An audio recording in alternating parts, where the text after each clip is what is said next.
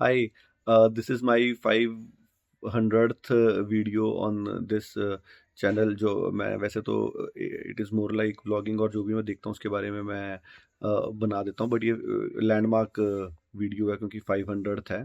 तो इसके अंदर अब मैं बताना चाहूँगा, मैंने लेटेस्ट एक बुक पढ़ी है चेतन भगत की जिसका नाम है 400 डेज। ये 2001 की बुक है, मैंने अभी पढ़ी है, कंप्लीट करी है। इसके अंदर इसमें बताया है कि जो हमारा मेन जो था किशोर, जो हमारा मेन जो केशव जो हमारा मेन डिटेक्टिव है, उसके साथ में उसका फ्रेंड है सौरभ। ये दोनों रह रहे हैं और इनकी इनकी सेक्टर में, इनकी सोसाइटी में, गुड़गांव में एक लेडी रह रही है।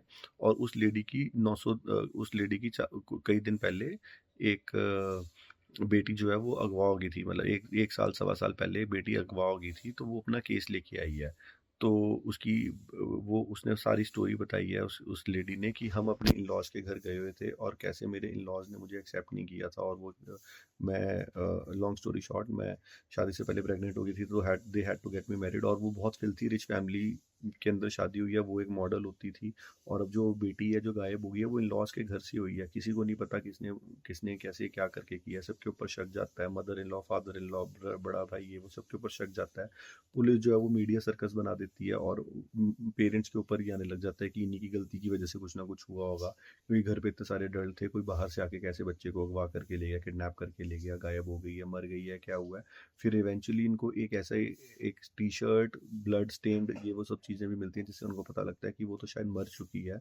तो ये अपनी खोजबीन जो है वो बंद कर दें। तो इसके चलते वो कहता है कि जो ये रोमांटिकली इन्वॉल्व हो जाता है उस लेडी के साथ, जो केशव है वो रोमांटिकली इन्वॉल्व हो जाता है उस लेडी के साथ। एंड वो भी जो होती है वो एक बड़ी बैड पैच ऑफ मैरिज से जा रही होती है, क्योंकि बच्ची भी उसकी जो है वो गायब हो गई होती है।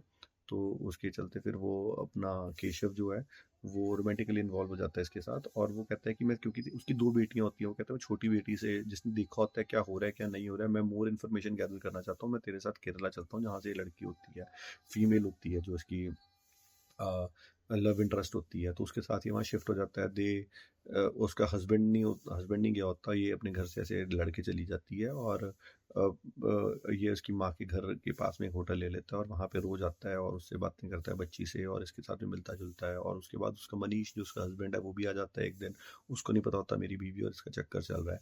इवेंचुअली वापस जाता है और देखता है कि जो घर का जो पंडित होता है, इतना बड़ा फेमस जो पंडित होता है, वही कल्प्रिट होता है। उसने उसको, उस लड़की को अगवा किया होता है और 400 दिन से एक गुफासी में रखा होता है अपने घर के अंदर। और ये सब पता लगाने के बाद केशव पुलिस की हेल्प से वहाँ जाता है, सौरभ की हेल्प से वहाँ जाता है, पता लगाता है।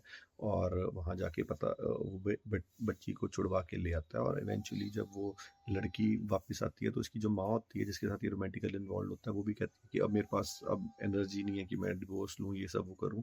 अभी मेरी बच्ची सिया जो है, इसको बहुत ज़्यादा ज़रूरत है एक फैमिली की, सबकी। वो कहता हाँ, दैट इज़ टोटली एक्सेप्टेबल। अब वो बस यहाँ करके नॉवल ख़त्म हो जाता है।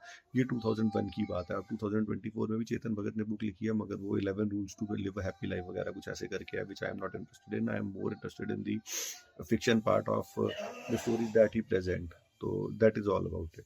Okay, thank you.